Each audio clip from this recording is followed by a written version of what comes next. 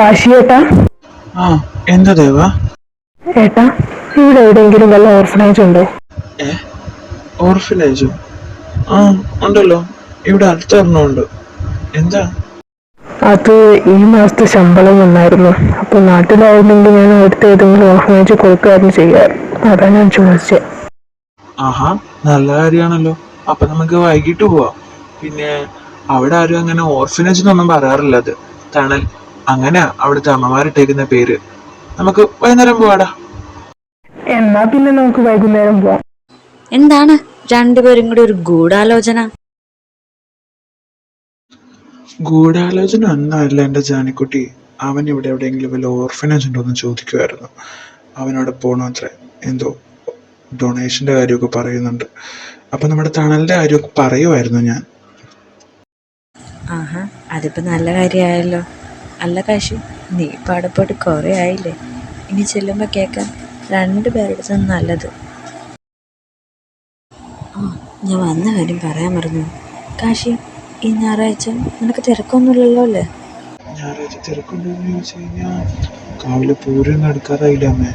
അപ്പോൾ ഒരു കമ്മിറ്റി കൂടുന്ന കാര്യം കേശാമാവും പറയുന്നുണ്ടായിരുന്നു. ആ, തീരുമാനമൊന്നും ആയില്ല. ആ, എന്താ അമ്മേ, എന്താ ചോദിച്ചേ? ഞായറാഴ്ച ഒരു കൂട്ടരെ പോയി കാണണം. അതിനാ നിന്നോട് ചോദിച്ചേ, ഞായറാഴ്ച നിനക്ക് വല്ല തിരക്കുണ്ടോന്ന്. വല്ല പെണ്ണുകാണലായിരിക്കും. അമ്മയോട് ഒരു 100 വട്ടം പറഞ്ഞിട്ടുണ്ട് ഇപ്പൊ എനിക്കൊന്നും വേണ്ട വേണ്ട വേണ്ട. സമയമാകുമ്പോ ഞാൻ പറയും. ഇതിന്റെ പേരിൽ ഒരു വർത്താനം ഇവിടെ വേണ്ട.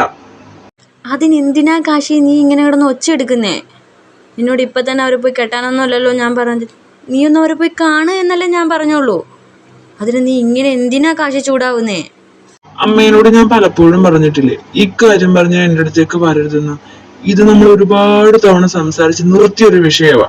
വീണ്ടും വീണ്ടും ഇത് പറഞ്ഞ് എന്റെ അടുത്തേക്ക് വരണ്ട. എനിക്കിപ്പോ കല്യാണം കഴിക്കാൻ യാതൊരുവിധ താല്പര്യമില്ല. സമയമാകുമ്പോ ഞാൻ പറയും. എൻ്റെ മഹാദേവ, ഈ കുട്ടീനോട് പറഞ്ഞു പറഞ്ഞ് ഞാൻ മടുത്തു. ഇപ്പൊ തന്നെ കണ്ടില്ലേ വലിച്ചു കീറിച്ചും പോയത്.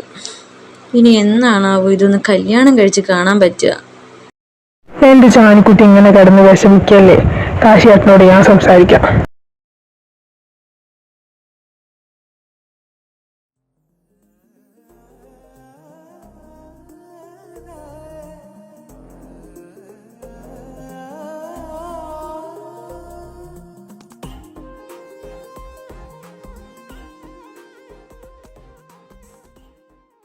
ഓ, ആ പുസ്തകം വായിച്ചിരിക്കുന്ന ആള് ഇപ്പൊ അകത്ത് വന്ന് കീറി പൊളിച്ചിട്ട് പോയ ആളാണെന്ന് പറയുമോ എന്റെ ദൈവമേ. കഴിച്ചേട്ടാ എന്നാടാ? അതെ, അതിന് മാത്രം ആ ജാനിക്കുട്ടി എന്താ പറഞ്ഞേ? ഒന്ന് പെണ്ണ് കാണാൻ പോവാനല്ലേ, അല്ലാണ്ട് അവരെ പോയി കെട്ടിക്കൊണ്ട് വരാനല്ലല്ലോ പറഞ്ഞത്. അതിന് ഇങ്ങനെ കിടന്ന് ചൂടാവേണ്ട ആവശ്യമൊന്നും ഇല്ലായിരുന്നു കേട്ടോ. എന്റെ പൊന്നുമോൻ അമ്മക്ക് വക്കാലത്തായിട്ട് വന്നതാണോ? എന്റെ പൊന്നോ, ഞാൻ ആരുടെ വക്കാലത്തായിട്ട് വന്നൊന്നുമല്ല. എനിക്കത് കണ്ടപ്പോ ഇഷ്ടപ്പെട്ടില്ല. അതൊന്ന് ചോദിക്കാൻ വേണ്ടിട്ടാ ഞാനിങ്ങ് വന്നേ. അല്ല, അതിന് മാത്രം ജാനിക്കുട്ടി ഒന്നും പറഞ്ഞൊന്നുമില്ലല്ലോ. ഒന്ന് പോയി പെണ്ണ് കാണാനല്ലേ പറഞ്ഞുള്ളൂ. അതിന് ഇങ്ങനെ കിടന്ന് ചൂടാവണം എന്തിനാ കാശിയേട്ടൻ? കാശിയേട്ടൻ അത് ഇഷ്ടമല്ലെങ്കിൽ ഇഷ്ടമല്ലെന്ന് പറഞ്ഞേക്കണം. അവനങ്ങനെ ചൂടാവുന്നതിന്റെ കാര്യം എന്ത്? അല്ല, ഈ മനസ്സിൽ ആരെങ്കിലും ഏ, അ, എന്റെ മനസ്സിൽ ആരുമൊന്നുമില്ല. നിനക്കെന്താ ആർക്കായത്? എന്റെ മനസ്സിൽ ആരുമില്ല. നിനക്ക് വല്ല കുഴപ്പമുണ്ടോ ദേവാ? വെറുതെ മനുഷ്യനെ അതിനെന്തിനാ ഇങ്ങനെ കിടന്ന് ഞെട്ടുന്നേ? ഇമ്മാര് പരുങ്ങുന്നത് എന്തിനാ? ഇല്ലെങ്കിൽ ഇല്ലെന്ന് പറഞ്ഞാ പോരെ. സത്യം പറ, ഈ മനസ്സിൽ ആരോ ഉണ്ട്. ഇല്ലേ ഞാൻ ഇപ്പൊ ജാനിക്കുട്ടീനെ വിളിക്കും. മര്യാദക്ക് സത്യം പറഞ്ഞോ. എന്റെ ദേവ, അങ്ങനെയൊന്നും ഇല്ലടാ. നീ എന്ത് പറഞ്ഞു നീ അമ്മേനെ വിളിക്കുന്ന പറയണ എന്തിനാണ്? അത് ആടാ, എടാ എനിക്കങ്ങനെ നിനക്കിത് എന്തടാ? അത് ഈ കാര്യങ്ങള് കാണുമ്പോ മനസ്സിലാവുന്നുണ്ട്. കാശിയുടെ മനസ്സിലാരുമില്ല. കാശിയേട്ടോ, ഞാൻ കുറച്ചായിട്ട് നിങ്ങളെ കാണാൻ തുടങ്ങിയുള്ളെങ്കിലും അത്യാവശ്യം ഇപ്പം നിങ്ങളെ കുറിച്ച് നല്ലോണം അറിയാം. അതുകൊണ്ട് ചോദിക്കുക, ആരാ ആരത്? ഒരു പൊന്നു ദേവ, നീ ആ കാര്യം ഒന്ന് വിട്ട്. കുറെ നേരമായി തുടങ്ങിയിട്ട്. ഒന്ന് പോയൊന്ന്. ഓ, ഞാൻ ആ കാര്യം വിട്ട്. ആ മനസ്സിൽ ആരെങ്കിലും ഉണ്ടെങ്കിൽ സഹായിക്കാനോ ഓർത്ത് ചോദിച്ചു പോയതാ. ഇനിയിപ്പോ ജാനിക്കുട്ടി വരുന്ന ജാനിക്കുട്ടി കൊണ്ടിരുന്ന ഏതെങ്കിലും കല്യാണം ആലോചന ഏതെങ്കിലും പെണ്ണിനെ കല്യാണം കഴിച്ച് എവിടെയെങ്കിലും നടക്കും. എനിക്കെന്താ? അല്ലേ, അങ്ങനെ അമ്മ കൊണ്ടിരുന്ന ഏതെങ്കിലും പെണ്ണിനാണെങ്കിൽ നീ വേണമെങ്കിൽ കെട്ടിക്കോ. എനിക്ക് എന്റെ മനസ്സിനൊത്ത പെണ്ണിനെ ഞാൻ കല്യാണം കഴിക്കുള്ളൂ. ഓ, എന്തെങ്കിലും നടക്കട്ടെ. നിങ്ങളുടെ മനസ്സിലുള്ള ആളെ നിങ്ങൾ പറയണ്ട.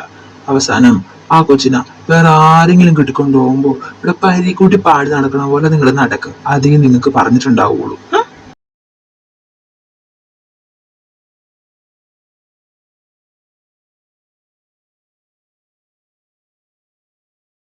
ദേവാ, ദേവാ, സമയം ഒരുപാടായി, പോണ്ടേ നമുക്ക്?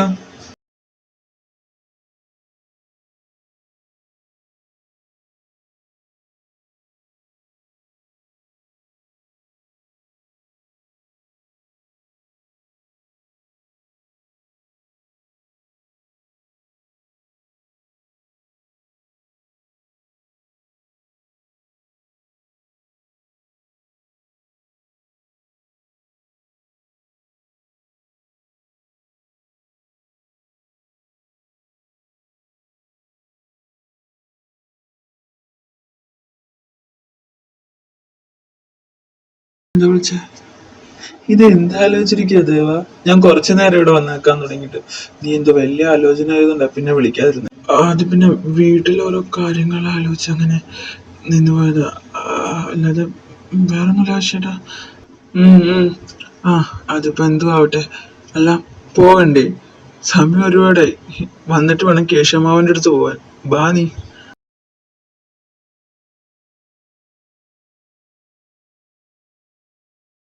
ആ, രണ്ടുപേരും ഇങ്ങോട്ട് വന്നു. ഞാൻ അങ്ങോട്ട് വരാനിരിക്കുമായിരുന്നു. എന്താമ്മേ, എന്തെങ്കിലും അത്യാവശ്യം ഉണ്ടോ? എവിടെയെങ്കിലും പോകാനുണ്ടോ? ഞാൻ കലാക്ഷേത്രം വരെ ഒന്ന് പോവുക.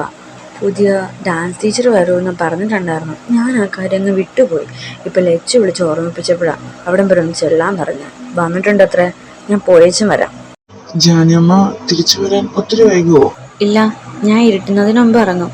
അഥവാ വൈകിയാലും കേശവേട്ടനുണ്ടല്ലോ, എന്നെ അങ്ങ് കൊണ്ടാക്കിക്കോളും. അല്ല, നിങ്ങൾ പോകുന്നില്ലേ? ആ, പോകുന്നുണ്ടമ്മേ. ദേ ഇറങ്ങാൻ തുടങ്ങുമായിരുന്നു. ഇനി 2 മാഷുമാരും പാതിരാത്രി കയറി വരുള്ളൂ എന്നറിയാം. അതുകൊണ്ട് പറയുക, എന്നെ വിളിച്ച് കഷ്ടപ്പെടേണ്ട മക്കൾ. ഞാൻ വാതിൽ ചാരി ഇടുന്നുള്ളൂ. പിന്നെ ഡൈനിങ് ടേബിളിൽ ഭക്ഷണം എടുത്ത് വെച്ചേക്കാം. അതും കഴിച്ച് ആ പാത്രവും ക്ലീൻ ചെയ്ത് വെച്ച് കിടന്നുറങ്ങിയാൽ മതി കേട്ടോ രണ്ടുപേരും. ഇല്ലേ നേരം എടുത്തിട്ട് ഒരു തുള്ളി വെള്ളം ഞാൻ തരില്ല.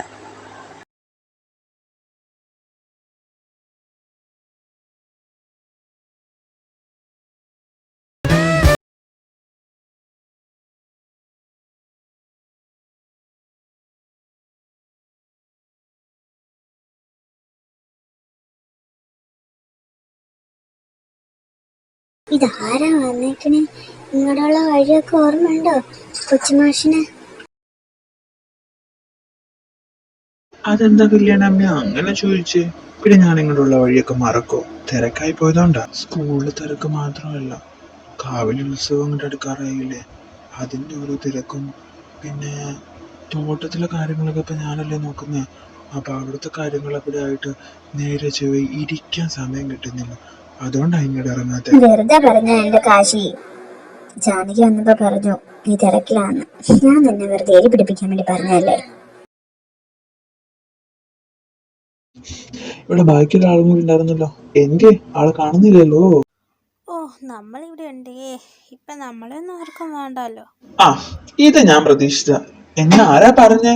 എനിക്ക് വേണ്ടാത്തോണ്ടാണോ ഞാനിപ്പോ ഇന്ന് വന്നത്? ഞാൻ ചുമ്മാ പറഞ്ഞതാ കാശി. നിന്റെ തിരക്കൊക്കെ ജാനകി എന്നോട് പറയാറുണ്ട്. അല്ല, പുതിയ മാഷ ഒന്നും പറഞ്ഞിട്ട്? അല്ല, ആളെവിടെ? ഇങ്ങോട്ടൊന്നും കാണാനില്ലല്ലോ. ഞാനിവിടെ ഉണ്ട്. നിങ്ങളുടെ സംസാരത്തിന്റെ ഇടയിൽ കയറണ്ടെന്ന് കരുതിട്ടാ. ഇതിപ്പോ ജാനകി പറഞ്ഞ പോലെ ഒന്നല്ലല്ലോ ആള്. ഒരു മിണ്ടാപ്പൂച്ചയാണെന്ന് തോന്നുന്നു. ആര്? ഇവനോ? അതിപ്പോ ആരെയും പരിചയമില്ലാത്തോണ്ടാ. കുറച്ച് കഴിയുമ്പോ ശരിയായിക്കോളും. അല്ല, അവളെന്ത്? ലച്ചു കലാക്ഷേത്രയിലേക്ക് പോയായിരുന്നോ? എവിടുന്ന്? കലാക്ഷേത്രയിൽ നിന്ന് പുതിയ ഡാൻസ് ടീച്ചർ വരുമെന്ന് ജാനകി മറന്നു പോയെന്നും പറഞ്ഞോണ്ട് എന്തൊക്കെ ഒച്ചപ്പാടും ബഹളമായിരുന്നെന്ന് അറിയോ ഇവിടുന്ന്. ഇതെല്ലാം കഴിഞ്ഞ് ഇപ്പൊ ഡ്രസ്സ് മാറാൻ പോയിട്ടുണ്ട്. വെറുതെ അല്ല ഉച്ചക്കുഞ്ഞിനെ ഇവിടെ ഒന്നും കാണാത്ത. പിന്നെ അവര് പിന്നെ പ്രശ്നത്തിനൊന്നും വന്നില്ലായിരുന്നല്ലോ അല്ലേ? ഇല്ല കാശി, പിന്നൊരു പ്രശ്നത്തിനും അവർ വന്നിട്ടില്ല. ആ, ഞാൻ ചോദിക്കാൻ മറന്നുപോയി. പതിവില്ലാതെ ഈ വഴിക്ക് എന്താ വന്നേ? ഈ കൊച്ചുമാഷിന് ശമ്പളം കിട്ടി. അപ്പൊ ഇവിടുത്തെ കുട്ടികൾക്ക് എന്തെങ്കിലും ചെയ്യാനൊരു ആഗ്രഹം, അതുകൊണ്ട് വന്നതാ. ആഹാ, അതെന്തായാലും വളരെ നന്നായി. അമ്മൂസേ, എന്റെ ചെലങ്ക എവിടെ കൊണ്ട് വെച്ചേക്കുന്നേ? എനിക്ക് നല്ല ദേഷ്യം വരുന്നുണ്ട് കേട്ടോ.